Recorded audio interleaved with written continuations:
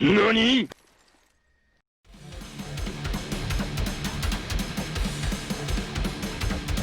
What's going on, everybody? We're here today to talk about the Sentinel. The Sentinel is currently, in my opinion, the best sniper right now in Apex Legends, competing with the G7 Scout and blowing the longbow out of the water for a few reasons. One, it has the highest shot per damage. Two, the disruptors are absolutely devastating in the late game, forcing an entire team to have to play very defensively and use way too many of their meds. And three, it's just a lot of fun to use. So I've been carrying it a lot here lately, and I've been absolutely devastating people with it. And a lot of people tell me they don't know how to use the Sentinel, or they just don't like using it, or they struggle to use it. So I thought I'd do a couple videos, because there's a lot of tips I have on this and on sniping in general. But today we're going to focus on 5 key things that if you just do these 5 things, you will see your Sentinel game improve.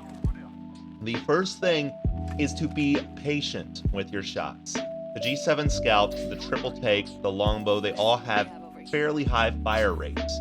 Same with the charge rifle. So you can get away with not taking the time to line up your shots. However, with the Sentinel, you have a 1.5 seconds, really 1.6 seconds between each shot. So each shot matters. Now, if you miss some shots, that's okay, but just get in the habit of taking more time to line up shots. In this clip, you're going to see, in some areas, it's going to look like I'm fire, but that's because I've developed good sniper aim. But you're still going to see when I don't take the time to line up shots, that's usually where I miss. The second one is to always have Disruptor on in every fight late game. The Disruptors are just absolutely devastating. Now, people think of the headshot as the selling point for the Sentinel. The Disruptor is really the power player. So here's the thing. Headshot versus a level 4 body shield, that is to say red shield. I'm calling it level 4. I don't think that's actually the name, but we'll say red Evo.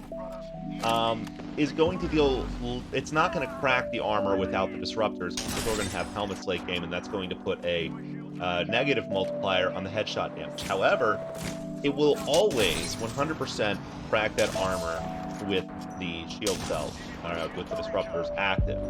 The disruptors are absolutely devastating and will completely destroy an enemy team's armors in a matter of seconds. Which brings me to tip number 3. Focus on breaking shields over getting knocks. If you are hitting body shots, it's going to always take 3 shots to kill an enemy. And even if you get headshots, late game when people have helmets, let's say you're firing at a caustic or a gibby, it's still going to take 3 shots. The headshot against a gold helmet, gibby, or caustic, I usually see about 87 damage. So if you are trying to kill one person, then you're going to be minimizing your DPS output. However, if you see a squad of 3 and you crack all their shields, you can then proceed to go between them and keeping them completely oppressed while your squad pushes up on them and completely turn the tide of a battle without even really struggling that much. Because if you're pushing a team that's got 100 health on each person, and they get cocky and they charge you with the red Evo, and all of a sudden it's gone, they're going to panic, they're going to flinch, they're going to play more defensively, and they're going to be a lot easier for you or your teammates to kill. So the next habit I want to talk about is to build the habit, and this is tip number 4, of ducking between your shots when enemies have focus on you. Or even when they don't, it's still a good habit to build.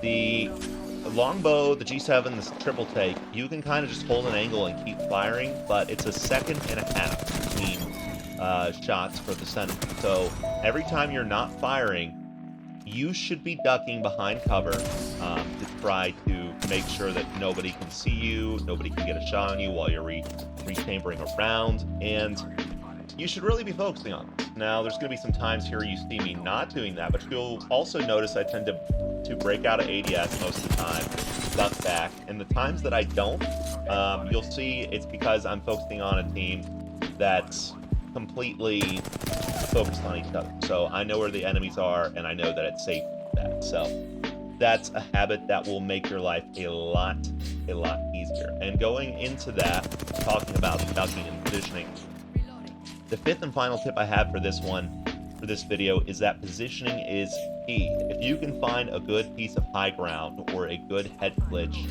or a good angle to where you can not only head glitch but quickly duck, and ideally have multiple angles to peek from, so that you can constantly be changing up and not giving them a lot of awareness onto where you are.